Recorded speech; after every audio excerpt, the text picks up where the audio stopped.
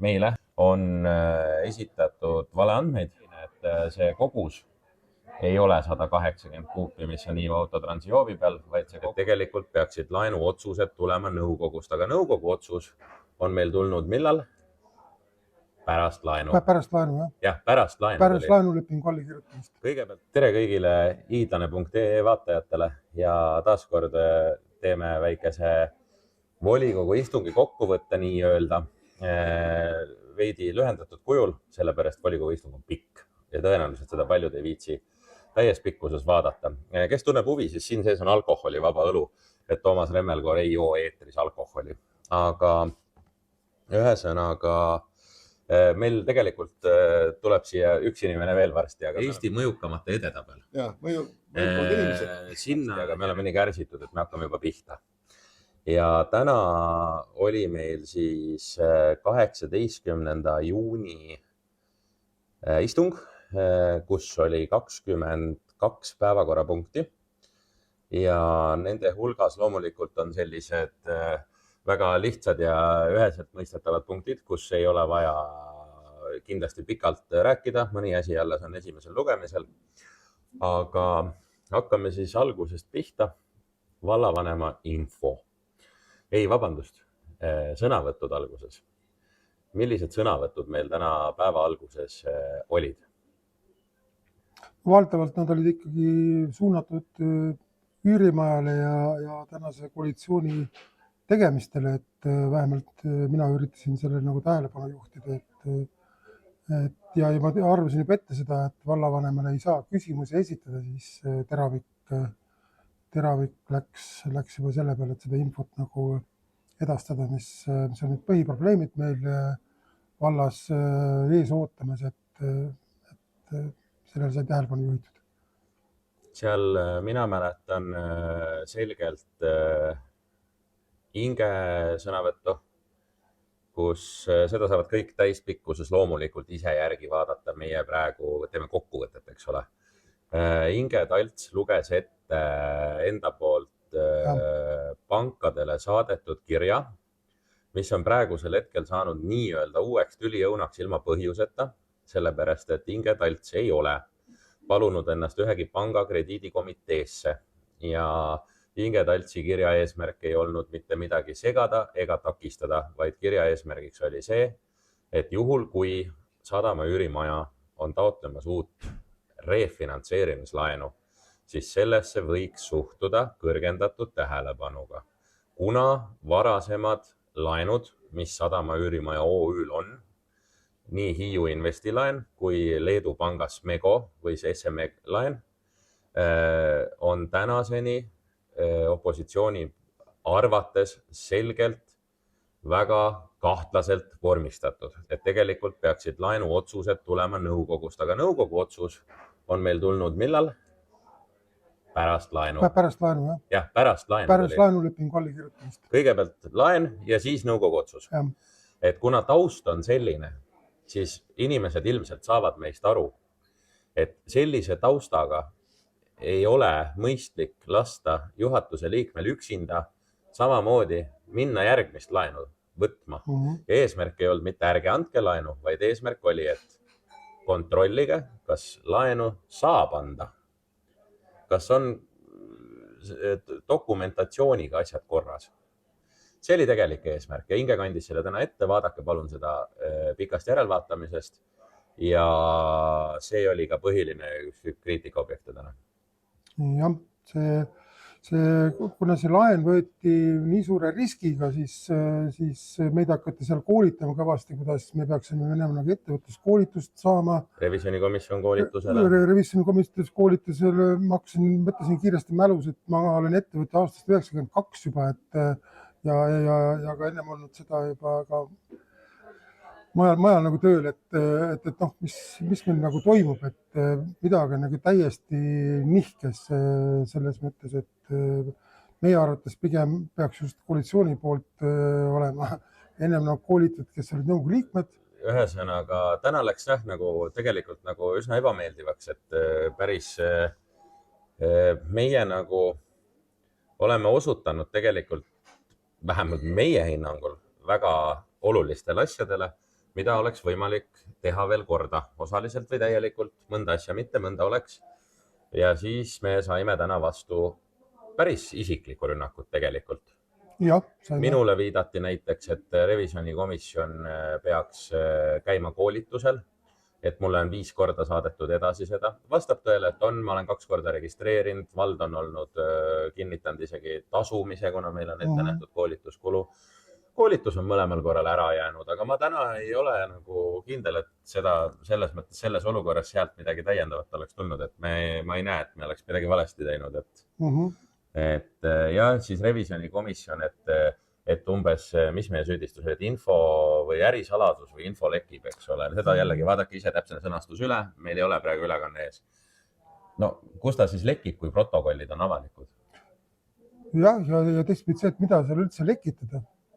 Seal ei ole sellist avalikku infot, mida peaks... No avaliku rahaga tehtud projektist räägime eelkõige. Seal ei ole kellegi isiku andmed värk, et seal on kõik osaühingu ja need andmed on kõik avalikud ja need peavad olema avalikud, sellepärast, et see 51% ikka valla enamusosalusega ettevõte, et see ei ole selline,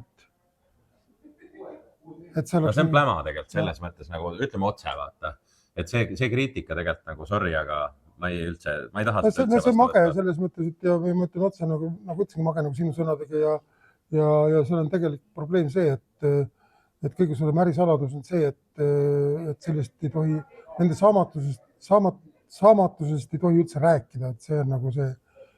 Siis saimegi nii-öelda ise nüüd rünnakut, eks ole, et No vallavanema esimese infotunni küsimuse ajal ründas ju mind isiklikult seoses Suuremeelse katlamaja 2 50-tonnise mahutiga, et ma ei ole need seal jätkuvalt ära viinud. Sügisel detsembrikuus, kui olid juba vallavanem valitud, siis ma ütlesin talle, et ma ei saa neid sealt teisaldada, sellepärast, et seal oli ilma minu teadmata oli seal lahti ühendatud, masuut oli maha lastud ja ma ütlesin siis juba seda, et ma ei hakka sealt viima, et ennem koristage see asi puhtaks. Ja muidu on see, et kui mina lähen sinna midagi tõstma, siis olen mina süüdi, et seal on lekitud ja see näitab ka väga hästi ära tegelikult kogu seda koostöö tahet, eks ole, et seal käis suured kraanad kohal korstend tõstmas sinna. Keegi oleks ka mind informeerinud, et tõstame need nõud ka peale ja teeme selle kogu ala nagu tasa, eks ole. Ekskavaatorid olid seal. Nonsense, mitte midagi ei ole tehtud, eks ole. Et tõesti müstika. Et noh, see käib nagu kuidagi väga mageda tunde jätab, kuidas valla vara ja asja nagu kasutatakse ja käsutatakse, et... See oli minu sõnavõtt, sinna kohe jõuame. Ma ütlen siis selle ka ära. Minu sõnavõtt siis täna oli seondus siis vallavaraga. Nimelt me oleme nüüd juba kas 3. volikogu räägime sellest või? Aprill, mai, juuni, jah? Jah, 3. Vallavara Käinas sporditänaval hoiustatud freesasfalt koguses peaaegu 1200 kuupmeetrit. Sellega on hästi imelikud lood, see on sealt kadunud, dokumentatsiooni ei ole. On siis osaliselt Vitsikumäe kinnistul Gemehi hoovi peal. Ja siis osaliselt Hiiu Autotransi hoovi peale. Meile siis teabenõudes vastati aprillikuus, et Hiiu Autotransile anti 180 kuupi ja see vahetati siis rehvide utiliseerimise vastu. Aga me oleme natukene umbusklikud praegusel hetkel ja otsustasime teha sellise lükke, et me tellisime sellele materjalile ise siis mõõdistuse ja saime kätte aktid üleeile või selle nädala alguses, ma täpselt päeva tegelikult ei mäleta, paar päeva tagasi. Ja seal on nüüd lugu selline, et see kogus ei ole 180 kuupi, mis on Hiiu Autotransi hoovi peal, vaid see kogus on 288 kuupmeetrit. Meile, revisjonikomisjonile, on esitatud valeandmeid ja üsna arvestataval määral. Kas meile ei tahetud öelda õigeid numbreid või? Või keegi eksis, kogemata arvutas niivõrd suurelt valesti?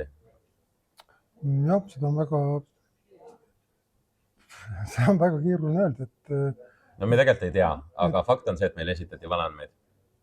Jah, see on üks asi on valeandmete esitamine, teine asi see, et kuivõrd ja kui hästi nad üldse on nagu akteeritud need asjad, et üks asi on see veopaht, mis pidi veetama, eks ole, aga pärast ei kontrollitud üle, kui palju reaalselt veeti, eks ole. Ja sellega tekkiski see, et tekivad valeandmed, et see pea 108 kanti võib-olla see vahe tuleb, see päris oluline number ikkagi. Vaata, see on 180 tonni umbes, mitu vannitäit see siis on? See on meil siuke 6 vanni, palju meil mahub ühe auto peale? 30 tonni. 30 tonni, cirka, jah. No siis minimaalselt 6 või ütleme, kui üle laadida, siis üle 6, eks ole. Tähendab siis 6, aga kui täpselt laadida, siis 7 korda tuleb vedada selle kogust. Et siuke lugu siis, et täna nagu tundub, et me tegime õige otsuse. Nagu oli küll, me arutasime, et kas me kontrollime või ei kontrolli, sest andmed olid meile ju esitatud, aga nüüd me saime esimest korda siis teada, et see, et meile esitatakse andmed, ei tähenda seda, et need andmed on õiged. Jah. Sellest ei pea pikalt rääkima, seda uurib politsei ja nad tegelevad sellega. Ja eks siis ole näha, mis sellest lõpuks saab. No nii palju on, mul on nagu kahju, et täna ikkagi aru ei saada seda, et täna ei saa pugeda ka selle politsei uurimise taha, et tegelikult tuleks ju täna tegeleda sellega kõik need vallavara asjad, mis on täna laokil, need tuleks ikkagi inventariseerida ja korrektselt dokumendid vormistada, mis ladustatud on, et siis oleks ka selge pilt, mis on kuskile kuhu liikunud, ja kui nad on dokumenteeritud, siis on ka politseil alust süüdistus esitada. Täna on just kui see, et on kuskil jutu midagi olnud, eks ole, aga nad ei kajasta täna raamatupidamises. No tegime, ma ütlesin oma sõnavõtu lõpus ka, et meil on nüüd jälle 6 aega möödas, aga 6 aja jooksul seda arvele võetud pole, püüki pandud pole. Mingit korraldust seoses sellega antud ei ole, mõõdistatud ei ole, me ise mõõdistasime. Aga noh, nii on lihtsalt, et eks see teema on juba meediast ka läbi käinud ja ma arvan, et Hiiumaal juba inimesed on seda juttu kuulnud tegelikult paljud. Et kõigile siis veel kord infoks, et see müügihinnas on see materjal nii palju, kui me infot kogusime, 8–15 eurot tonni kohta siis umbes maksab. Vaieldav, mõni ütleb, et sealt kuskilt saab natukene võib-olla odavamalt, eks ole. Need olid päringud, mis me reaalselt siis kogusime kokku. Et Inge Talts tegi ühe päringu, mina helistasin mitu kõnet ja siis mulle helistas ka üks kodanik Hiiumaalt, kes just tellis, ütles, et tema maksis mulle abile 12,5 eurot tonn pluss käibemaks. Et no, need on muidugi jah, turuhinnad, selles mõttes me ei saa väita seda, et enampakkumisel seda hinda saab. Väikeste kogustest võib-olla saab, aga ütleme, kui keegi hulgi ostab, muidugi ta tahab seda odavamalt saada, eks ole, mingil määral. Siiski ei ole meil aega, kuigi ei ole ka kiiret, jõuda kuhugi välja. Parem vastan ei tea.